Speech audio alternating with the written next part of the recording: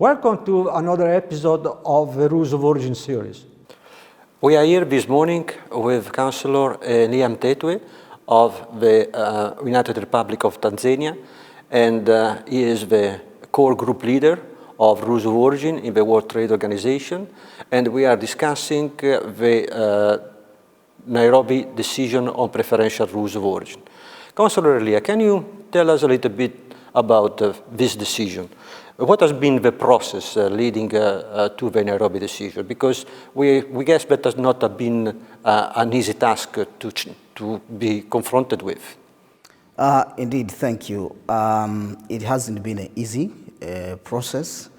It all started in 2005 during the Hong Kong Ministerial Conference, where it was decided that members, preference granting members, they must simplify and make their rules of origin applicable to LDC imports and simple and transparent.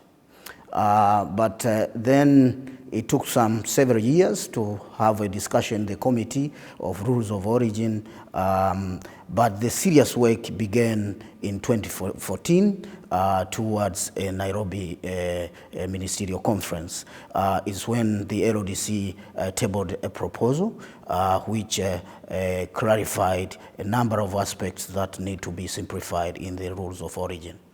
Yeah, in fact, I guess, that saying that the rules of origin have to be simple and transparent is not good enough. We have to have more qualifiers. We have to see what exactly are rules of origin that are simple and transparent.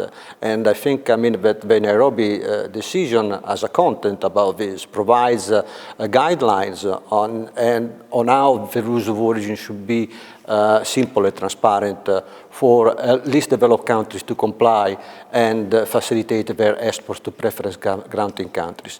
Can you tell us a little bit more about the content of a Nairobi decision? What should be these simple and transparent rules of origin? Thank you for the question. Indeed, the content of the Nairobi decision, basically, it includes the substantive rules of origin, meaning that how you assess the substantial transformation, for example, and also it contains also the administrative requirements, how they should also be simplified, as well as also the committee was tasked to take some work in terms of what methods should be used to assess utilization, as well as set some notification deadline for preference granting members to notify to the committee and to the WTO in general. Yes, I think that the Nairobi decision was not an end on itself, but it was the start of a journey towards implementation. There were two basic factors, as you said. First, was the template and then the notification by the preference granting countries of their rules of origin, and second, the notification of utilization rates. What were your expectations after the Nairobi decision in 2015, and what has been the achievement so far? Thank you very much. Our expectation was that preference granting countries, they would notify actually the reformed rules of origin, of which it didn't come as our expectation were.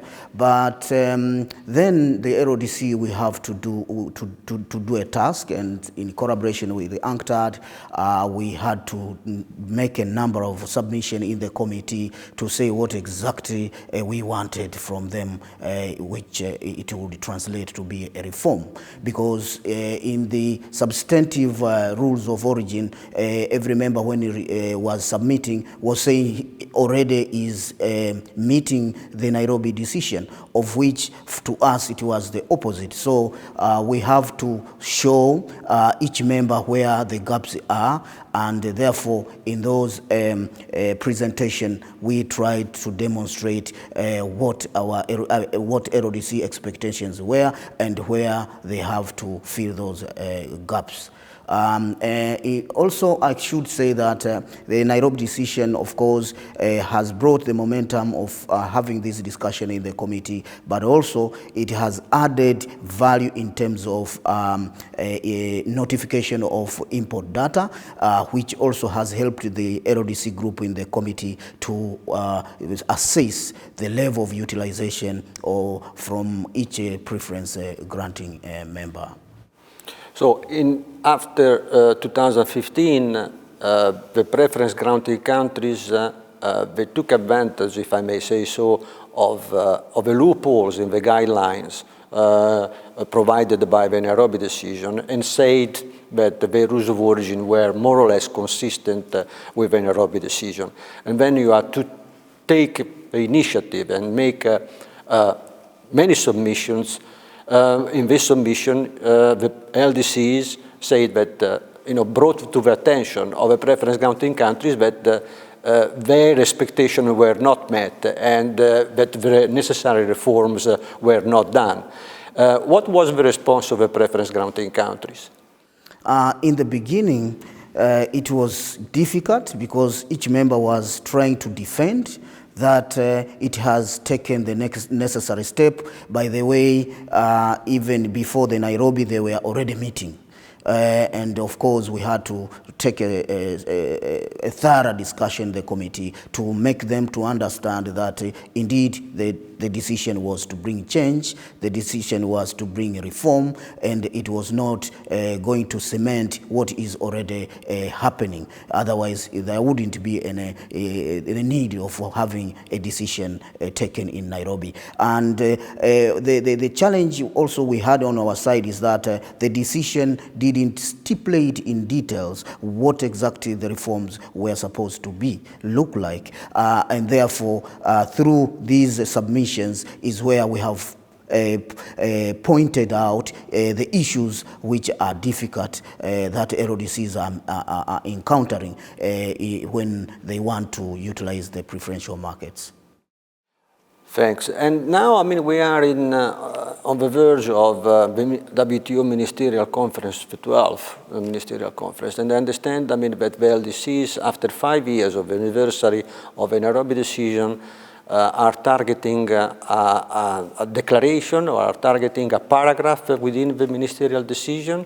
And what this paragraph is about? Why? You are you're taking up again the issue of rules of origin after 5 years. And what are your expectations from the ministerial conference at WTO in the next month? Basically, it all started also in 2020 when we had an anniversary of 5 years of the Nairobi decision, where the LDC, again, we showed where we stand, meaning the level of implementation of the Nairobi decision, and of which indicated that we are still lagging behind.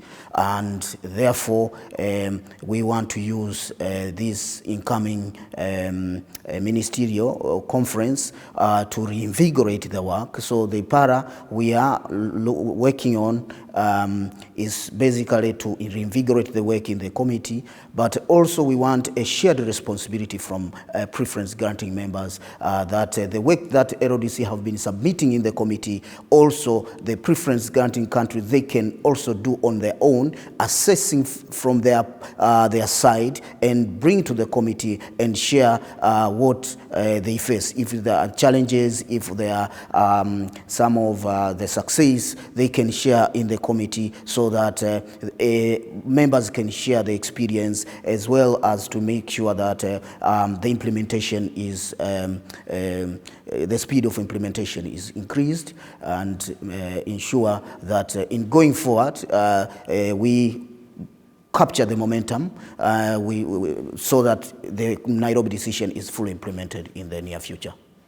And what has been your impression so far? I mean, because we are now, I mean, really, I mean, in the last days, and what has been the reaction from this call for, I would say, solidarity and inclusiveness? Because also it should be a kind of WTO membership. I mean, they should sympathize with the cause of LDCs.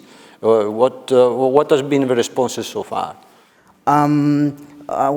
When we submitted in the Committee of Rules of Origin the draft proposal of the language that we want to include in the ministerial declaration, few members actually raised that they were not comfortable that LDC will do a submission. So, of course, it became a tough decision also to, a process to undertake. We have to negotiate the two paragraphs, actually. It's very unfortunate that these are just two paragraphs, but it has to involve us, all our energy and time also to renegotiate. As today we are speaking, yesterday it was the deadline for members to confirm with few issues that they had some difficulties in the paras. So I hope members, they will be flexible enough also to accommodate the two paras to be included in the ministerial declaration. Thank you very much, Councillor Elia, and we hope for the best. Thank you. I'm also looking forward that all goes well at the ministerial conference. Thank you. Thank you very much.